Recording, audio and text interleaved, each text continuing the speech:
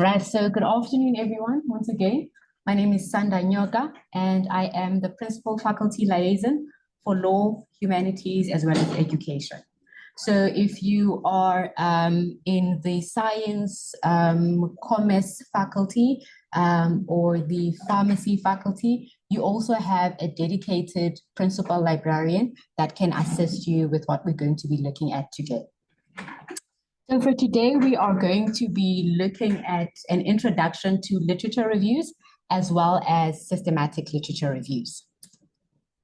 We're going to start off with literature reviews and just an overview of what a literature review is. So a literature review is a formal piece of writing that shows comprehensive knowledge and understanding. It focuses on a specific topic, but places that topic within the broader context of existing academic literature. Now, one of the mistakes that people often do when it comes to literature reviews is treating a literature review like a literature report. Treating a literature review like a literature report is illustrated in the Great Library. There's a lot of books that this person has collected, but with a literature review, your task is to build an argument and not a library. This means that it's not just about collecting every source that you find and thinking that is a literature review. A literature review is where you are building an argument and not, I have 30 sources, I have 50 sources. You're not building a library, but you are building an argument. So we're now going to look at how one can approach a literature review. I would also like to advise or suggest that if you're conducting a literature review or a systematic literature review, have a discussion with your supervisor because they can provide guidance in terms of the structure and the style that your specific faculty prefers. So how to approach a literature review. The first step of a literature review is where you define the scope as well as the research question. This first step we regarded as the blueprint of the literature review. So once you've defined your scope and research question, before you start searching, what you'd essentially do is you'd clarify the purpose, wherein you look at the primary goal of the review. Is it for a thesis chapter? Is it a standalone paper, or is it for a grant proposal? But in most instances, a literature review is often done as a part of a thesis. Another thing as part of defining the scope and research question is that you need to establish specific parameters. You need to define your variables. You need to look at your theoretical constructs, as well as the period or the time frame that you're interested in. An example that I made here is studies on digital literacy, and maybe you're interested in the years between 2015 and 2025. And then the final step within step one would be to formulate the question. So the scope should answer a specific question. An example is, just to illustrate the importance of formulating the question. Instead of asking, what is leadership? What is leadership is a very vague question, but instead, if you formulate the question to say, how have ethical leadership models in technology firms evolved over the past decade? So you at least have certain aspects within that question that can allow you to proceed with your literature review. So that is just the first step. The second step is developing a search strategy. You will notice that when we move over to the systematic literature review, some of these overlap with one another, as you would also do them when you are conducting a systematic literature review. So step two of a literature review is developing a search strategy. So with a search strategy, your starting point would be to identify keywords from your topic. Now, one of the mistakes that students often make is that when identifying the keywords from the topic is that when they are searching, they put aside the context. Do not just search for keywords, but make sure you are searching for keywords within the context of your study. After you've identified the keywords, you want to consider synonyms as well as related terms. After having considered synonyms and related terms, you want to make use of Boolean operators. After making use of Boolean operators, you'd also want to conduct a phrase search or to make use of truncation. We're now going to look at each of these in a bit of detail. If you are taking down notes, I don't mind sharing the slides after the session, so I'll just proceed to the next slide. So identifying your keywords. You start by analyzing your research question and you pull out the most important concepts. What are the key terms you need to find information on? We've sometimes seen students taking their entire topic and putting it into a database as it is. That might not be as effective as pulling out specific keywords. For an example, I used a very simple example on the impact of technology on classroom management. This topic is quite simple and easy in that you can already spot the keywords that you'd want to look at. There's impact, there's technology, there's classroom management. Now, I also mentioned that you'd need to consider synonyms and related terms. For an example, a learner can be referred to as a student, as a pupil, or any other synonym that can be used. And for classroom technology and classroom management, for an example, you'd look at educational technology, you'd look at e-learning. So using synonyms will help you find a wider range of relevant articles, especially if your study is not just restricted to South Africa. Because for an example, some jurisdictions will refer to the specific term differently. So synonyms and related terms are also a very useful thing. Then I mentioned the use of Boolean operators. Now we have three types of Boolean operators. We have Boolean operator AND, which narrows your search by finding articles that contain both or all of your specified keywords. An example that I've used there is technology and classroom management. You'll notice that in the example that I've used, the Boolean operator AND is in capital letters. So whenever you are searching across databases, please ensure that your Boolean operators are in capital letters. That way, the database will understand that you are using this as a Boolean operator to connect the keywords or the search phrases. Now, we also have the Boolean operator OR.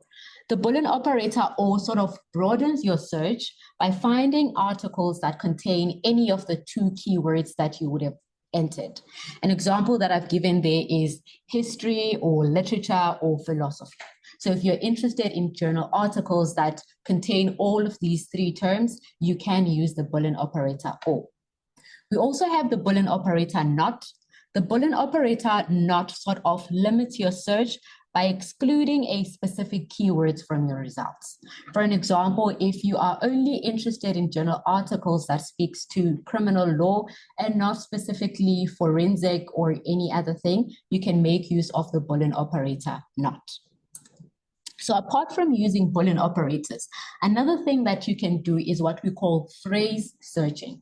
So when you conduct a phrase search, what you're saying to the database that I would like to find this exact phrase, and the database will interpret it as the words must appear together in that specific order. I've made an example here with sustainable development. So if you use a phrase search or these quotation marks or inverted commas on sustainable development, what you're saying to the database is, I don't want to see the word sustainable lingering somewhere at the top of the document and the word development lingering somewhere at the bottom of the document. But I want these two words to appear in the exact same order as sustainable development. Other examples that I've included are that of post-colonial identity, which would find the exact phrase and not just articles with post-colonial somewhere at the top, as well as identity lingering somewhere within the body of the text. Another example that I mentioned is that you can also make use of what we call truncation. In this example, a truncation is often an asterisk.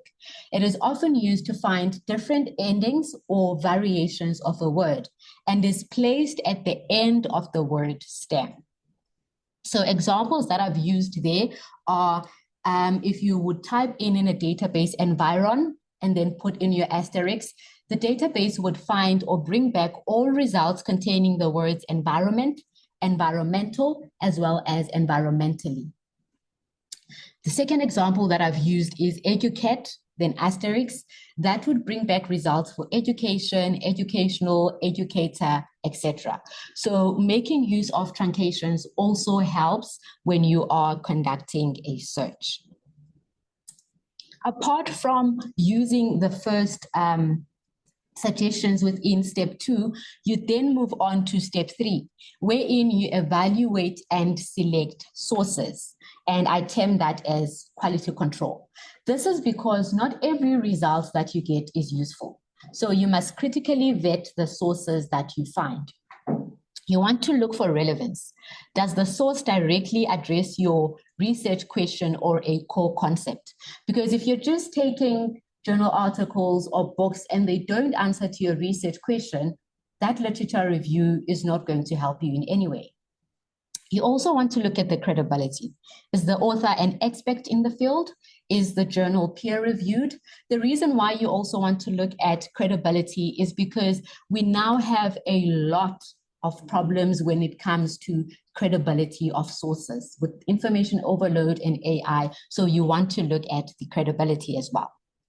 I also alluded to time, currency, or recency. Is the source up to date? Or is it a foundational classic that must be included?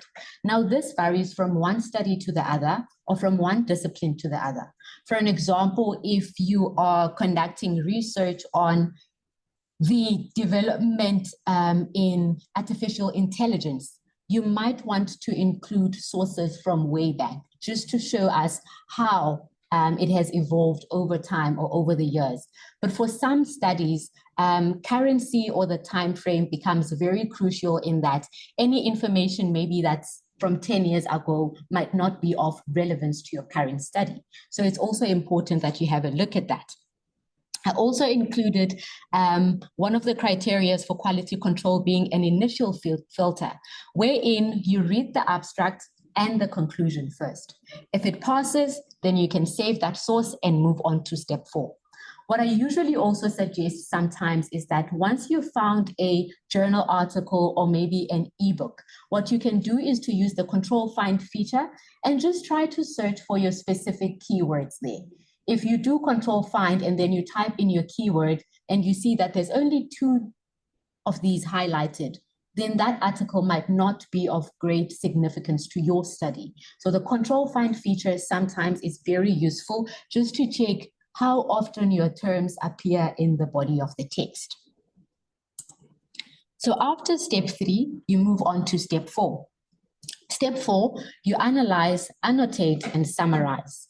And at this point, you're probably looking at me for the word summarize over there, because when we started, we said that the purpose of a literature review is for you to build an argument and not a library. So in step 4, what you would need to do is, this is where you gather the raw material, but you do that with a critical eye, in that you need to read critically. What does the author say? That is their findings, and how do they position their work? That is the argument. So their findings as well as the positioning of their work has to relate to your research question. You also would want to highlight key arguments, methodologies, main conclusions, as well as limitations. For an example, if you're looking at a specific study and it had or was limited by specific criteria, of which that limitation, when it comes to your study, it might cause a sort of hindrance in a way. You want to look at such things. Are there any limitations to this study? What were the main conclusions? What methodologies were used? And what are the key arguments? Now, for every source, it is important that you record the thesis or main argument of the paper, the methods that were used in that paper, as well as the findings. Now, apart from those 3, you also want to link those as to how or why are they relevant to your specific project? Why are you including this as part of your study? Because everything you include in your literature review should be something that's going to speak to your study. So that is also an important thing that you would have to do under step 4. Now we continue to step 5, because you remember that we said you're not just building a library, but you're building an argument. When we get to step 5, that's where you synthesize themes and identify gaps. This can be done differently. You can either do it the way that I've set it out, or you can do it differently. I'll start with the way that I've set it out, and then I'll elaborate on the different approach. So what I have set out is that what you would then do is that, first of all, this is the most critical pivot, where you are moving from just summarizing individual works, which you would have done in step 4, to building an integrated argument. So what you do here is you group and cluster. An example of grouping is you would group studies according to their themes. You would want to find connections and tensions, as well as to how those relate. So what I've used there as a common example is if maybe whilst grouping and clustering, you've seen that, okay, there's leadership style A versus leadership style B. That's one way of doing it. And then what you then look at is, do they support each other? Do they disagree? What fundamental debates exist in the field? You then identify the gap. Once you know what has been done, the gap or the area that has been overlooked or underexplored will become a bit more clearer. This gap becomes the foundation of your own research project. So that is one way of synthesizing themes and identifying gaps. But another way is you would go through your topic, your research questions, and from your research questions, in most instances, you are already able to identify certain themes that might come out as a result of your research question. For an example, if you are looking at the use of artificial intelligence, chatbots in bracket, in academic libraries. So that is your main topic. Then you have your research question, your main research question, as well as sub-questions. But you already from that see that, okay, one of the things that I could cover under my literature review is the evolution of chatbots. How did they come about? And then you'd also want to look into different aspects or facets of how they're being used within the academic environment. So there's 2 ways of going about the synthesizing themes and identifying gaps option. And as part of the literature review, you want to make sure that before you write up on your paper, you would have obviously met with your supervisor to discuss the topic, but you also want to do preliminary reading. You don't want to conduct a study that will sort of duplicate what is already out there. We know how supervisors like to highlight that, what are you adding to the literature? You're just repeating what's there. So you want to do preliminary reading just to see if your study is going to be adding to the existing body of literature, or if it is just simply repeating what has already been done. Then step 6 is where you create a structural outline. For this, again, I recommend that you liaise with or consult with your supervisor on the structure. Different departments or faculties tend to adopt different structures. But a structural outline for a literature review is that it should follow a logical and argument-driven flow. It should not just be listing sources.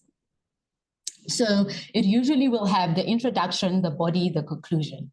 Now, in the literature review, the ones that I've come across, it will not explicitly say literature review, then say introduction, body, conclusion, like a high school essay. But you can tell from reading the first paragraph that, okay, this is an introduction for the literature review. This is the body. This is the conclusion. So the introduction for a literature review usually defines the scope, states the gaps, and announces the structure of the review.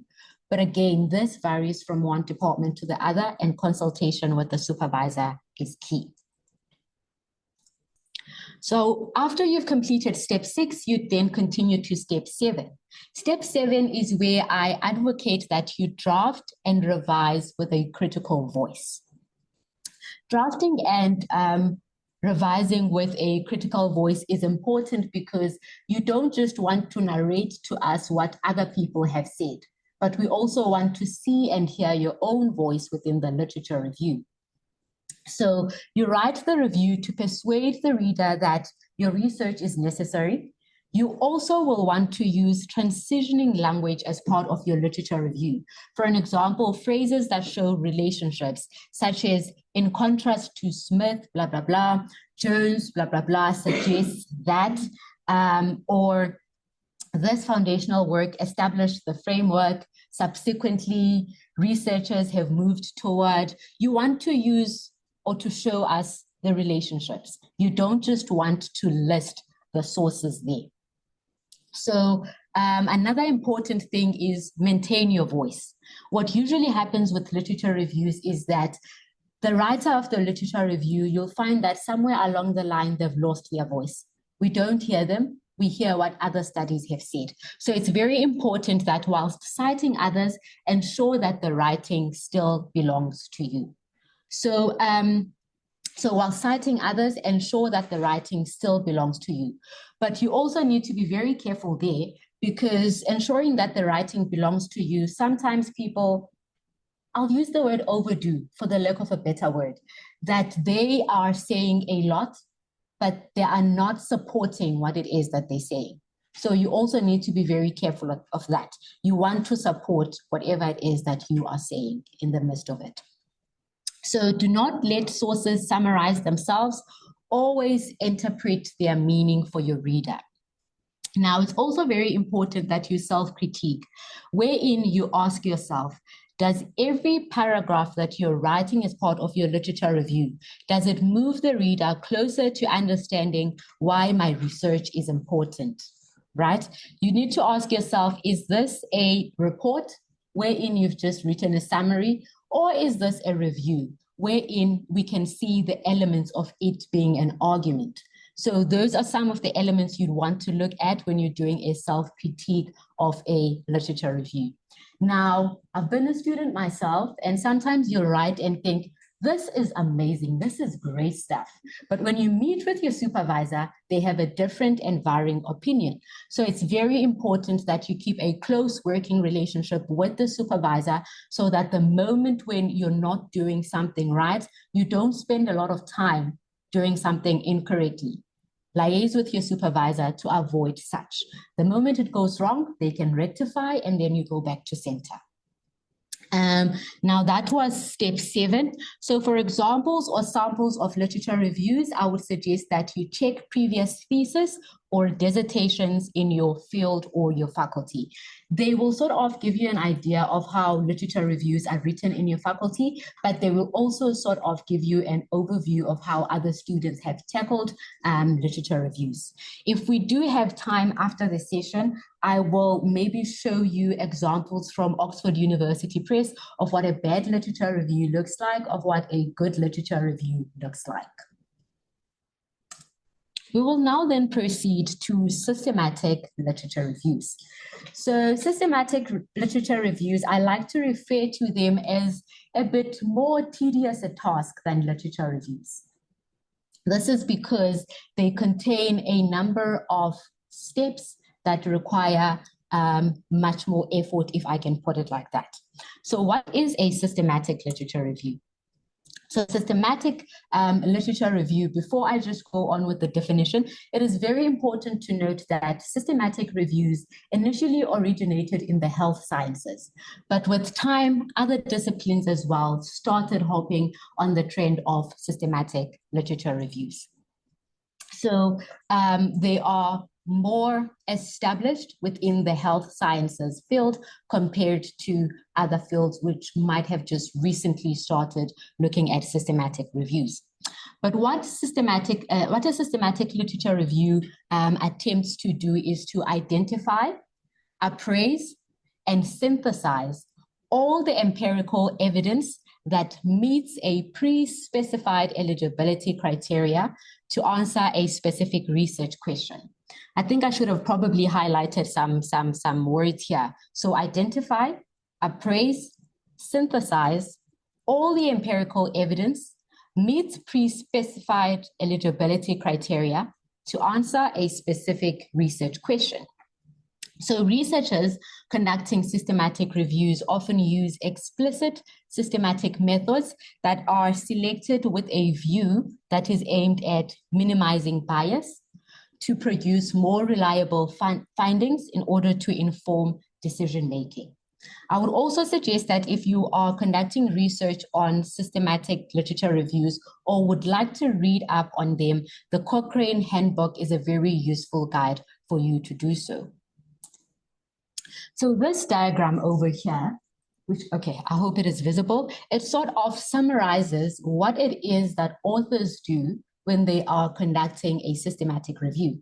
So at the top, it says, authors identify the issue and determine the question.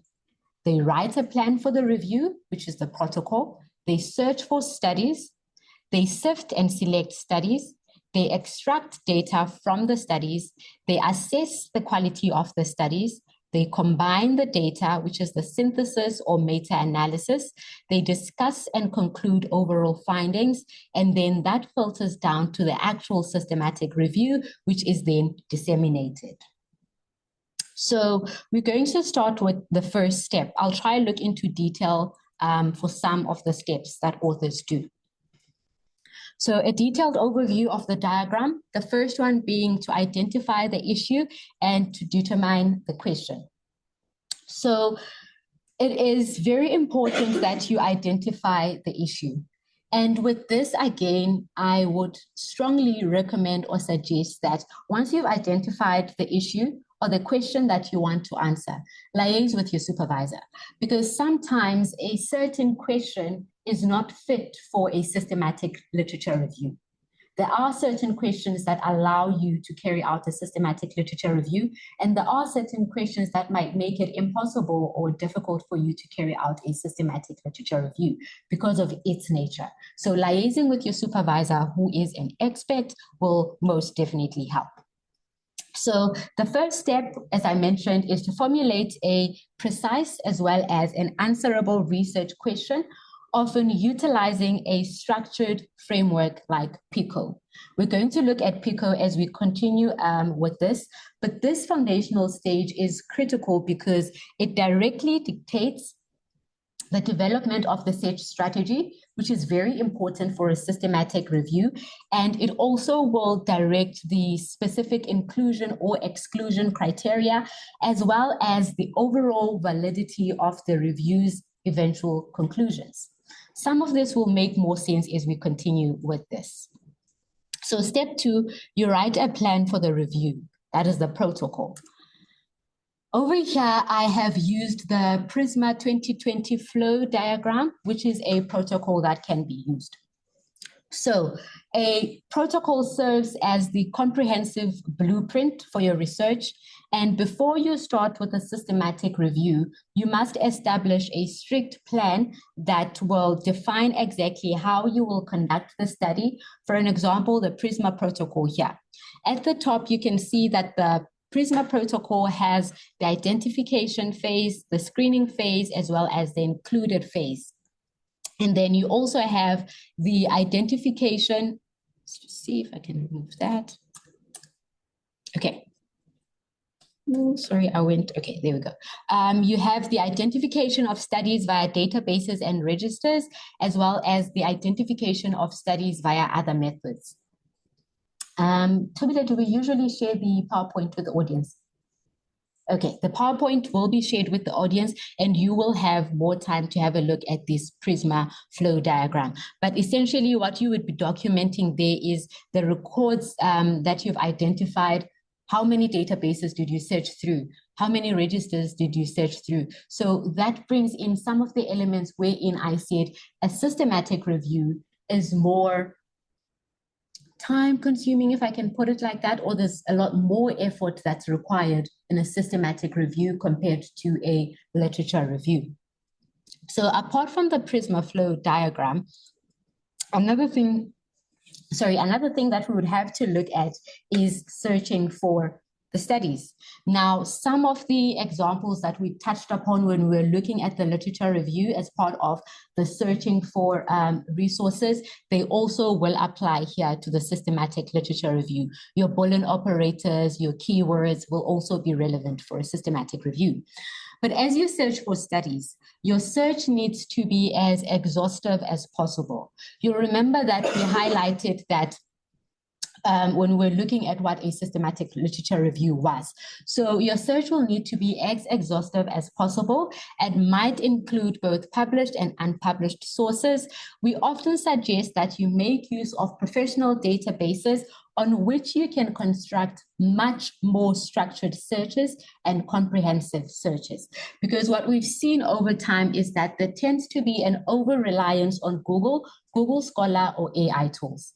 However, there are emerging AI tools that can make the systematic review process much easier, but we do not advocate that you solely rely on those. So you also will want to try out potential databases and get to know them. I often view a systematic review as sort of especially the searching part, as a trial and error, because sometimes you'll come up with a search strategy, but when you go to a specific database, that search strategy might not work. So you'll need to play around and edit the search strategy.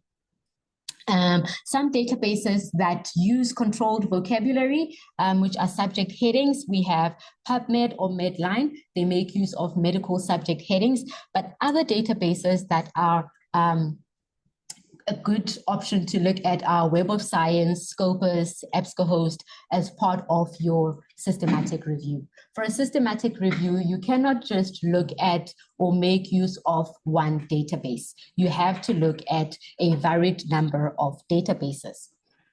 So another thing when it comes to systematic reviews is finding gray literature. So I often say white literature, gray literature. Gray literature is the one that is not easily accessible or found in specific databases. For an example, gray literature forms part of conference papers or conference proceedings, but over the years, we are seeing more and more databases, including conference papers and conference proceedings, newsletters, fact sheets, bulletins, pamphlets, reports, surveys, and some government documents. They all form part of finding gray literature.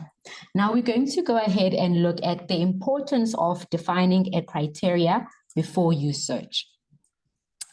The reason why it's important that you define a criteria before you search in a systematic review is that you want to establish clear boundaries before searching.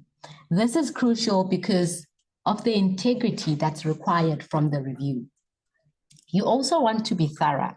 You want to ensure that the search strategy captures all potentially relevant evidence without bias. You also want to be consistent. You want to ensure that different reviewers will make the same selection decisions. This will be more clearer when we go and look at PICO. You want to make sure that there is reproducibility. That is one of the strengths of a systematic review, that it needs to be reproducible. So that means it has to allow other researchers to replicate your search and selection process exactly. You also want it to be of relevance. That's why you have to have a pre-search criteria. By relevance, you want to keep the review strictly focused on studies that are applicable to the research question. So another thing to highlight is that in order to ensure that your systematic review is transparent and reproducible, Prisma requires that of you. You would need to document every step of your search and screening process. Hence, the part of conducting a systematic review requires one to keep a log or a record of the searches that they have performed. So what your log would look like, it can record or contain the number of searches that you've conducted. Here I've included that the log can include the date when the search was conducted, the specific database that was used to conduct the search, the exact search string or query that was used, the filters or limits applied on the search, the number of hits, as well as additional notes on the search. That is but just some of the information you would need to include as part of your log. The reason why you need to have a log for a systematic review is that there's that aspect of transparency and it being reproducible. Again, for the log, I would suggest that you have a conversation with your supervisor. Maybe there are certain aspects that they would suggest that you include as part of your log or your document that you keep. Now, I'm going to look at registering your protocol and finding current or ongoing systematic reviews. You might want to register your protocol, but you might also want to find the latest or the current systematic reviews that other people are working on. So to register your protocol, it is sometimes suggested as a good idea, and it also helps to ensure that you are not duplicating an existing study. So that is what it would help with. So in order to find current or existing studies, Prospero is a very good source that I would recommend. It is the International Prospective Register of Systematic Reviews. We are going to have a look at it if we do have a bit of time, just so you can see what it looks like. But Prospero is a very good place, as it is the International Prospective Register for Systematic Reviews. You can also find published systematic reviews by using PubMed or Cochrane database of systematic reviews. We will now continue to this next step, which is sifting and selecting the studies, which is more like the screening part. So it is important that you identify a specific framework that you can use. This will ultimately help you with the inclusion or the exclusion criteria. You'll remember that in the previous slides, I alluded to PICO. So PICO is one of the ways in which you can help to guide your inclusion and exclusion criteria. So the inclusion criteria looks at the specific non-negotiable attributes that a study must possess in order to be considered for the review. And an example that I just used there is that participants for your study must be adults aged between 18 and 65 and diagnosed with type 2 diabetes. For an example, if you find someone that's not within this age group, such a study might not be included because it does not meet your inclusion criteria. There's also the exclusion criteria. So the exclusion criteria is specific features that disqualify a study from being selected or being included as part of the research. So the PICO framework as a guideline. The PICO framework is amongst the most popular frameworks that is being used for systematic reviews. However, there are several other frameworks that can be used in order to guide your inclusion or exclusion criteria. So with the PICO framework, it is the population, the intervention, the comparator, as well as the outcome. The population, it could be the general population or a specific group that is defined maybe by age, socioeconomic status, risk status, or location. And then the intervention will refer or looks at the therapy, the test, or the strategy to be investigated. We also have the comparator as well as the outcome. So the comparator is a measure you will use to compare the results against. Then the outcome looks at what outcome is significant to your population or issue. I have an example of a PICO study here, and this was extracted from Prospero. So the review title for this specific study was The Effect of Blueberries on Cognition and Mood, a systematic review on human intervention trials. So the PICO is set out there. The population for this specific study is individuals of all ages without regard to gender, race, or ethnicity.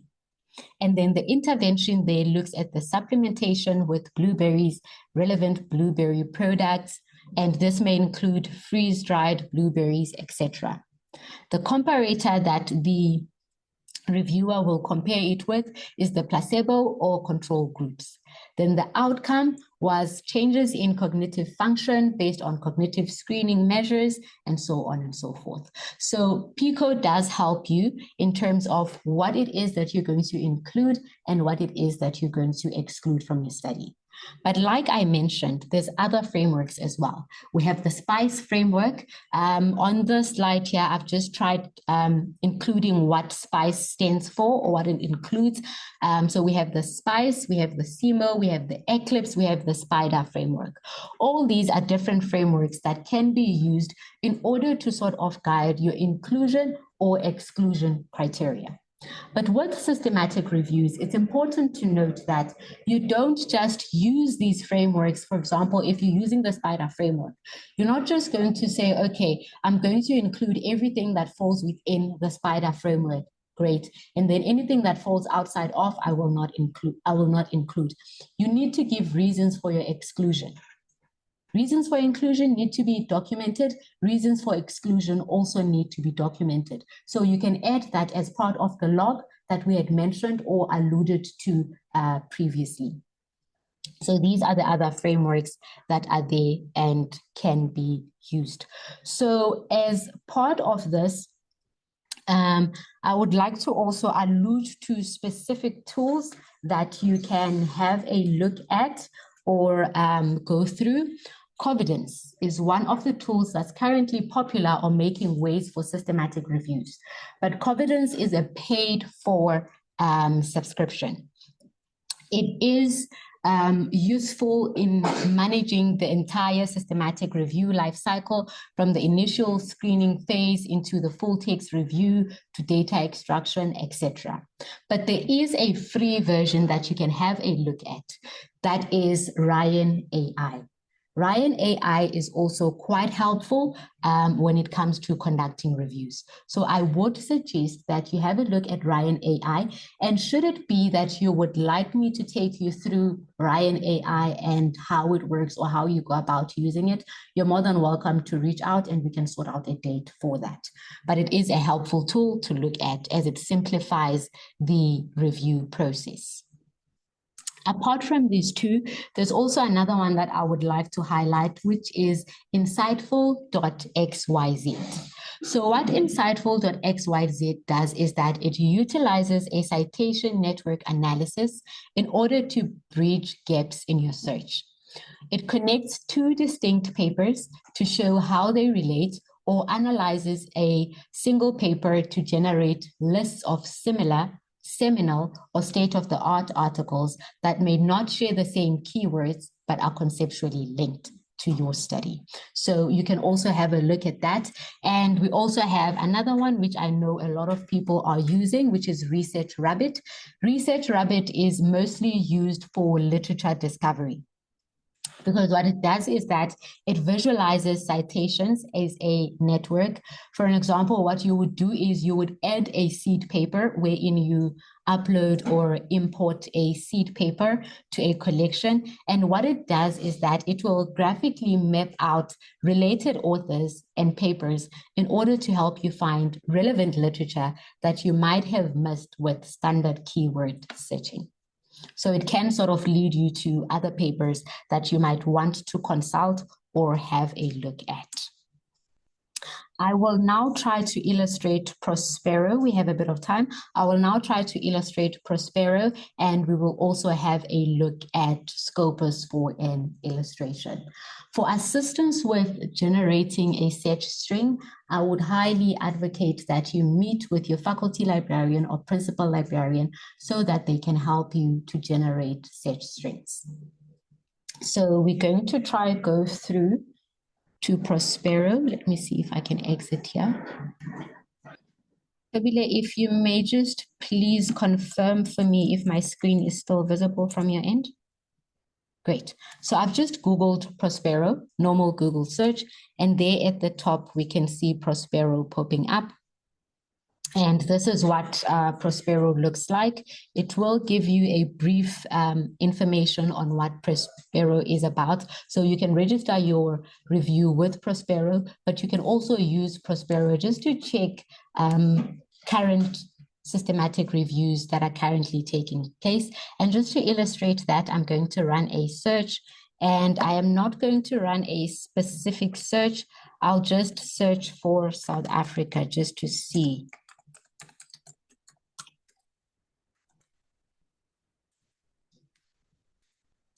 String, okay, there we go. Right, so I just searched for South Africa. I did not use any filters or anything like that. And there you get to see different studies which might have alluded to South Africa, but these are systematic reviews that have been registered. And you can see next to each one of them, there is an indication to say that it is ongoing. So Prospero is a good starting point if you'd also like to see what other people are doing in terms of systematic reviews. For an example, this one over here, training under threat, bullying of medical students by consultants in South Africa. It's a systematic review that's currently being conducted in 2025. And if you'd like to have a look at it, you just click on the CRO number there, and then it will bring up a bit of information about the study, the rationale, the review objectives, as well as their keywords. Now, you'll remember we mentioned PICO as one of the things that will help you with the inclusion/exclusion criteria. And you can see here with their eligibility criteria, they have set out their population to say that their population is medical students as well as medical consultants. So if that article does not deal with medical students or medical consultants, it might not be eligible to be included in the study for review.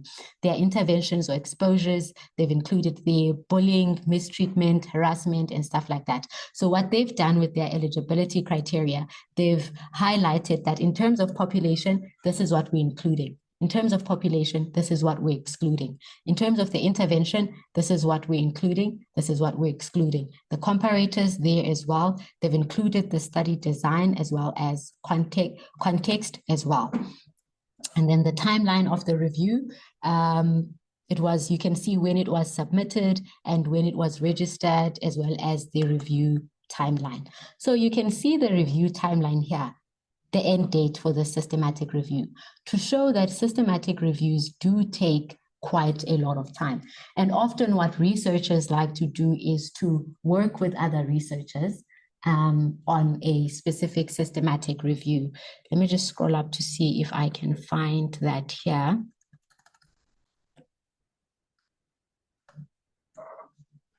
All right, you can see there with the citation that this is not just one person that's working on this literature, on the systematic review, sorry. There's 3 people working on this systematic review. So they are quite time consuming and require a bit more effort, but they are a possible thing to do. So that is Prospero. And then I'll now go to Scopus. We have about 2 minutes. I'll try go to Scopus to see if we can do a search on Scopus. So I'll go to the library's website, and from the library's website, I'll go to databases A to Z list. So it's the library's website and then databases A to Z list. And then from the databases A to Z list, you'll see a list of databases in alphabetical order. So the specific one that we're looking for is Scopus. So we'll just go to the letter S. And then as we scroll down, we will see an entry for the Scopus database. There we go.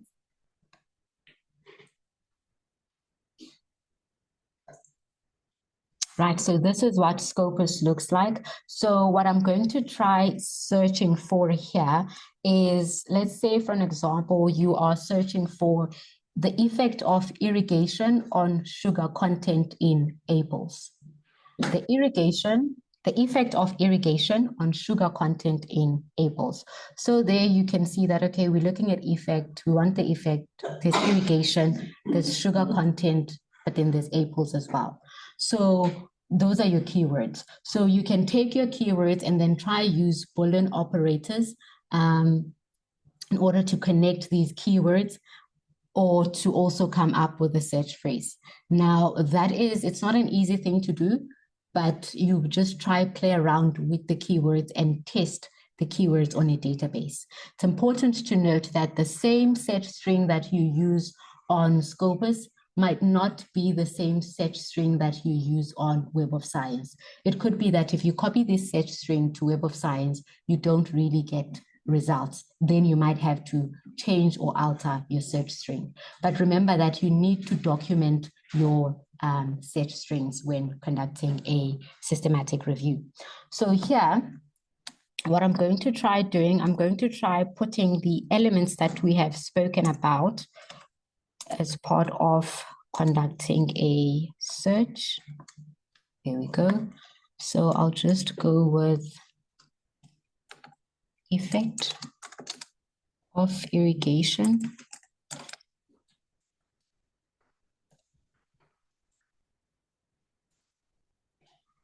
And then remember I mentioned phrase searching.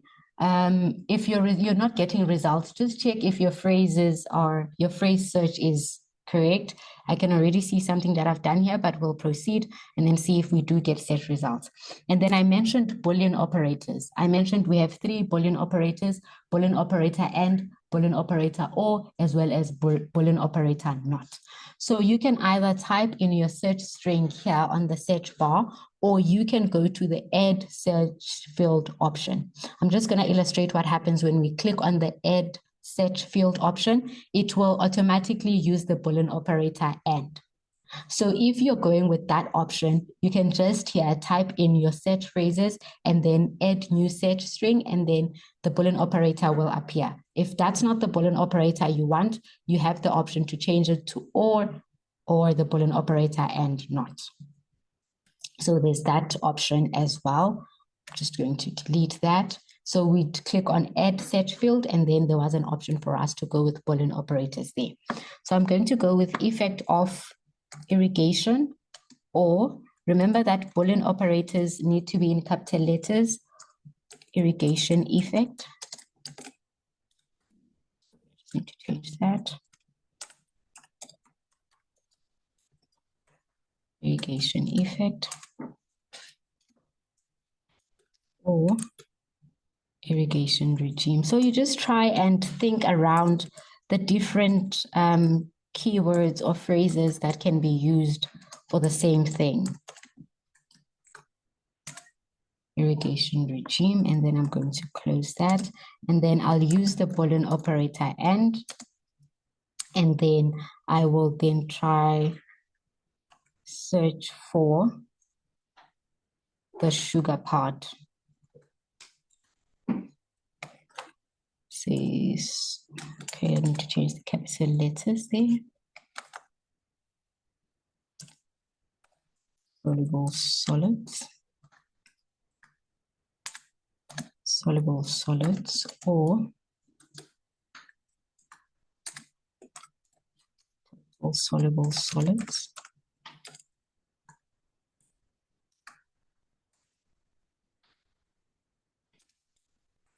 Or bricks, which is the scientific name. Sugar.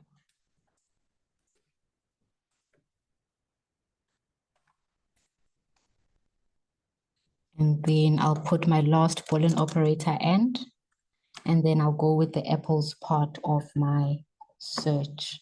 Then I'll just type apple, and then I'm going to truncate that so that it can also bring back search results pertaining to apples or any other. But also, again, I want any other articles that might refer to apples using their scientific name, which is the Malus domestica. Domestica, if my spelling is correct. Close. Then I'll just try do the search and see if we get our search results. It contains a syntax error. Let me just go back.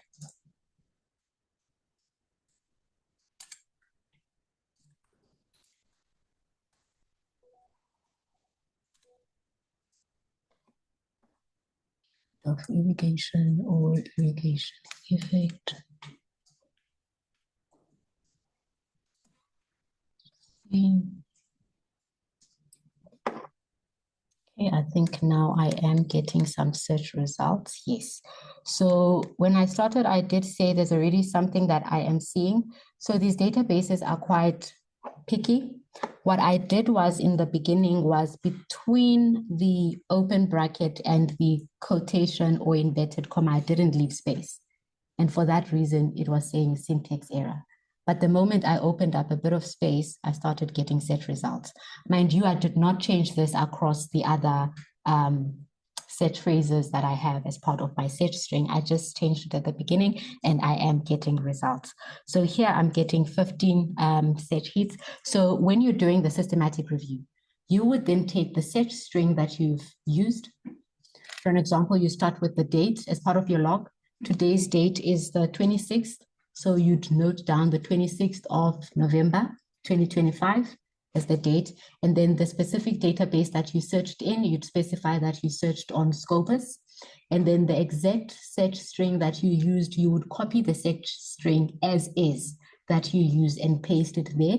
And then the number, remember I mentioned that as part of your log, you'd need to put in the number of hits or search results that you received back. Then you'd need to note that you received 15 documents. Then from there onwards, you then narrow it down to your inclusion/exclusion criteria, because it's not every search result that we've gotten back that will be of relevance to your study. Some you'll include, some you will exclude. For an example here, another column that you can include as part of your log is I mentioned the notes, but you can also have the limits or filters option as well as part of your log. So here, if I filter out to just studies that are only in English as part of the language, that needs to be recorded. That you filtered by the English language, you filtered by just articles and not conference papers, you filtered by a specific year. Those specifics need to be included because the next person that tries to do the exact same search, they need to be able to reproduce your specific search. So that is it for today from my side. I also mentioned finding gray literature. So to find gray literature is mostly found using Google or Google Scholar. But what I often suggest is that when searching for gray literature, you also need to factor in certain, I'll call it tips that you can use. For an example, making use of the option of the file type option, making use of the .gov option. I'm now trying to think, what can I search on? Just going to go to Google and then I'll just try do a search there. Trying to think what to search on. In title.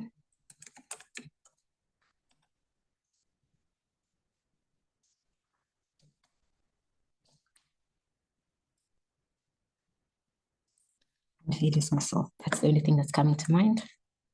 In title.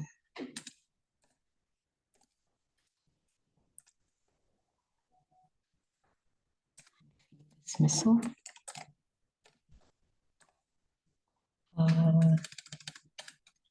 Just use. Right.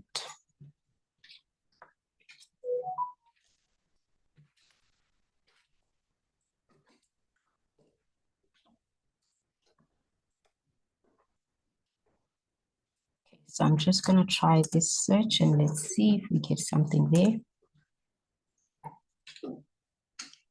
See, title and fear dismissal. Okay, there we go. So that is me just trying to illustrate unfair dismissal. Site ccma.gov.za. Sorry, I just want to run that again. Site ccma.gov.za.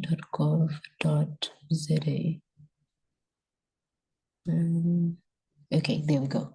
So what I've done there is the search tips that we often suggest when searching for grey literature is that you have the option to specify what it is that you want to be mentioned as part of the title. And that is where you would use in title and then the column. And then you also have the option to specify the specific site that you want to search within. For an example, here I specified the type to be ccma.gov.za. But if you want to search within an academic institution or stuff like that, you can say site.ac.za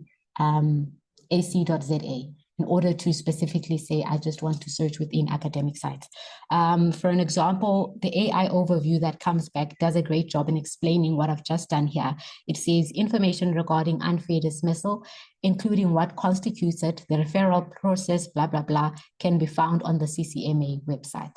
So as we continue to scroll down, you will see that we have results that are being pulled out coming from the CCMA website, and they do have or contain unfair dismissal as part of the title or the topic that's being covered. So those are some of the things you can use in title, file type, wherein you specify PDF, as well as the site. I will try in the email that's going out, I'll try include this tips for Google as well, so that they can be, because they're not part of my presentation, but I'll try have them included as well. Once again, thank you very much for attending to both our inline and online audience.